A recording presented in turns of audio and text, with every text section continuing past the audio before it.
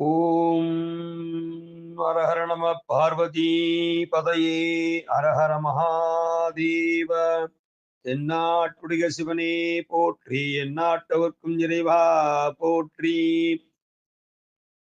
அனைவருக்கும் நமஸ்காரம். இப்பொழுது நாம் பேச இருக்கும் தலைப்பு தை திருநாள் பொங்கல் பண்டிகை. எல்லோருக்கும் மிக மிக முக்கியமான திருப்பம் என்பது தை மாதம். எப்படின்னு கேட்டீங்கன்னா, தை பிறந்தால் வழி பிறக்கும் அப்படின்னு நம்ம எல்லாருமே சொல்லுவோம். ஏன்னா அந்த உத்தராயணம் தட்சிணாயனம் ஏற்கனவே நான் சொல்லியிருக்கேன், எல்லாருக்குமே தெரிஞ்ச விஷயம் தான் அது. 6 மாசம் உத்தராயணம், 6 மாசம் தட்சிணாயனம். உத்தராயணத்தோட முதல் நாள் தான் அந்த தை 1ஆம் தேதி, தை பொங்கல் அப்படின்னு சொல்லுவோம். பொங்கல் பண்டிகையை பொறுத்த வரைக்கும் எல்லாருக்குமே விசேஷமா நம்ம கொண்டாடுவோம். இதை வடநாட்டுல பாத்தீங்கன்னா மக்கர் சங்கராந்தி அப்படின்னு சொல்றாங்க.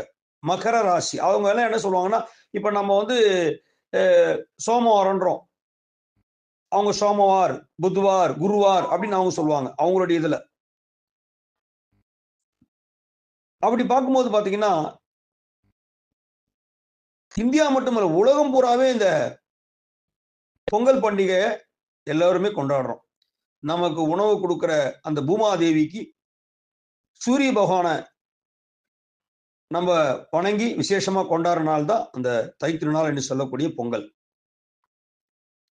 போகி அன்னைக்கு எல்லாருக்குமே தெரியும், அன்று இரவு வீடெல்லாம் அலம்பி கோலங்கள்லாம் போட்டு பொங்க பானை எல்லாம் ரெடி பண்ணி வைப்பாங்க. மறுநாள் அந்த தை பொங்கல் அன்னைக்கு பொங்க பானை, பொங்கல் எப்படி பொங்குதோ அந்த மாதிரி நம்ம உள்ளங்கள் எல்லாம் மகிழ்ச்சி பொங்கணும் அப்படிங்கிறது தான் பொங்கல் பண்டிகையோட சிறப்பு. அதே மாதிரி பாத்தீங்கன்னாக்கா எல்லோருமே வேற வேற ஊர்ல இருப்பாங்க. ஆனா அந்த பொங்கல் பண்டிகை மட்டும் எல்லாருமே சொந்த ஊருக்கு வந்துருவாங்க. இன்னும் சொல்ல போனா வெளிநாட்டுல இருக்கவங்க கூட ஒரு வருஷத்துக்கு ஒரு 2 வருஷத்துக்கு ஒரு வருவாங்க. தீபாவளி கூட மேக்சிமம் வரமாட்டாங்க. பொங்கல் பண்டிகை மட்டும் எல்லாருமே சிறப்பு, எல்லாருமே வந்துருவாங்க. அந்த பொங்கல் பண்டிகை அன்னைக்கு நம்ம புத்தாடை அணிந்து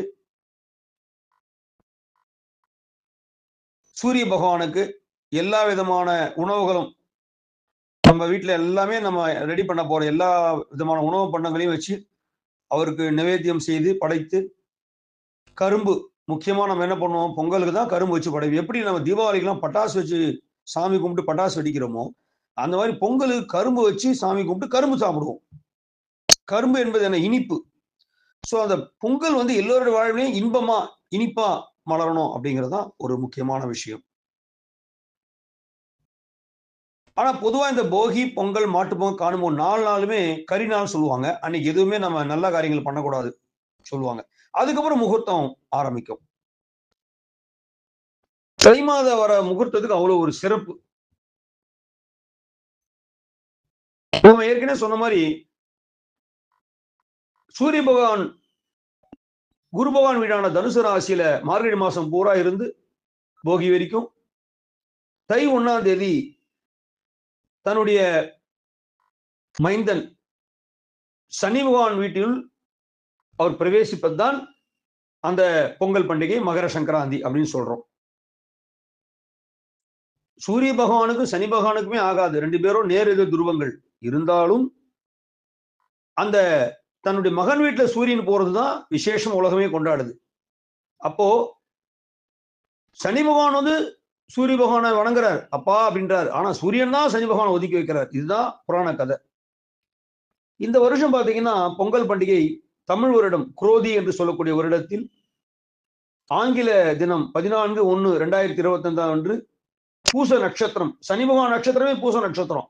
அப்ப அந்த நட்சத்திரத்திலே இந்த ஆரம்பிக்குது.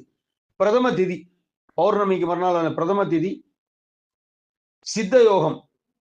காலையில 11:58க்கு தை மாசம் பிறக்குது. எல்லோருமே அப்போ சூரிய பகவான் மகர ராசி நுழையும் போது சனி பகவான் நட்சத்திரத்திலே நுழைகிறார். பூச நட்சத்திரத்துல பூசம், அனுஷம், உத்திரட்டாதி 3மே சனி பகவான் நட்சத்திரம்.